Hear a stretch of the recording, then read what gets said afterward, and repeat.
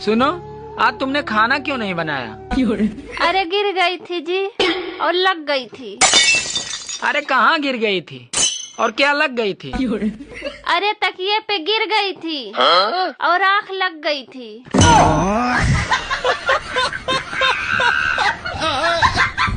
2 वर्षापूर्वी जागेवर डाळिंब होतं 120 रुपये किलो. माणसंच नीट बोलायला.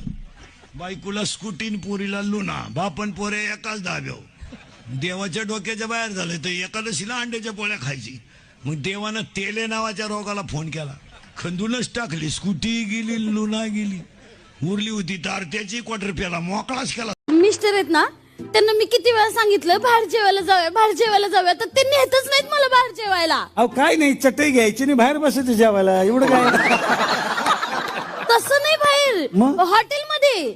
नाही हॉटेलमध्ये कुठे. प्रश्न विचारायचा होता. तुमच्या स्वप्नात तुमची बायको येते की शेजारची बाई?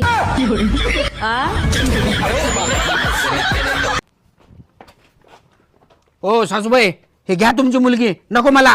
जावई बापू, मी तुम्हाला आधीच सांगितले, एकदा दिलेला माल परत घेतला जाणार नाही. जावई भांडे घासतो म्हणून तो देव माणूस, आणि आपला मुलगा सुनबाईला मदत करतो म्हणून तो बायकोचा बैल. सुनी, बोला की. तुला कुठं शॉपिंगला जायचे आहे आणि जर पैशाची गरज पडली तर भीक माग, पण मला पैसे मागू नको.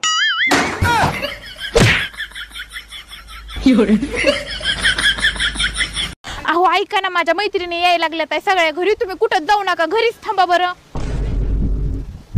तू ह्याच्या अगोदर तर मला म्हणायचीस माझ्या मैत्रिणी यायला घरी, तुम्ही जा बरं बाहेर, आणि आता का म्हणतो म्हणतीस का तू? अहो माझ्या गेल्या वेळेस मैत्रिणी आल्या तेव्हा तुम्ही नव्हतं त्यांच्या पुढं पुढं केलं, काही बी आणून द्यायतात ते करायतात.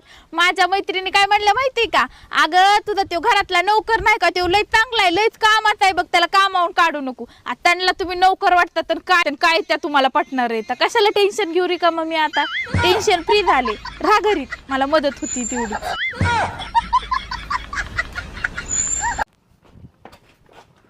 ओ सासूबाई, हे घ्या तुमची मुलगी. नको मला.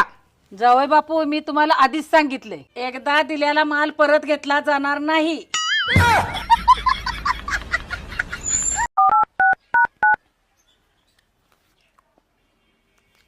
हॅलो, हां सर, पोलीस स्टेशन काय?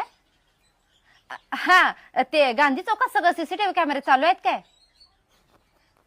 हां, मग ते कॉर्नरचं जरा पार्लर चालू आहे का तेवढं बघून सांगा की. डोक्यावर बिकर पडल्यास का काय? अहो तू दुपारचं जेवायला जाते हो, मग ते उगाच हेलपाट होते. आपलं सांगतो म्हणतात ते मी